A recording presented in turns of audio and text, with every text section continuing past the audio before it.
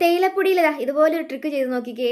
ചായക്ക് അബ്ബാറ് ടേസ്റ്റും മണമായിരിക്കും കേട്ടോ. ഈ ഒരു തേയില ഇരിക്കുന്തോറും ഒരു കൊല്ലം ഇരുന്നാലും ഇതിൻ്റെ മണവും ടേസ്റ്റും പോകത്തില്ല കേട്ടോ.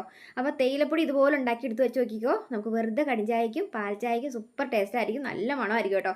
ചെറിയ ഒരു ജലദോഷം ഉള്ള ടൈമിലാണെങ്കിൽ പോലും ഈ ഒരു ചായ ഉണ്ടാക്കി കുടിച്ചിട്ടുണ്ടെങ്കിൽ സൂപ്പറാണ്. മൂക്കൊക്കെ അടഞ്ഞിരിക്കുന്ന മൂക്കൊക്കെ തുറക്കാനൊക്കെ ആയിട്ട് നല്ലതാണ് കേട്ടോ.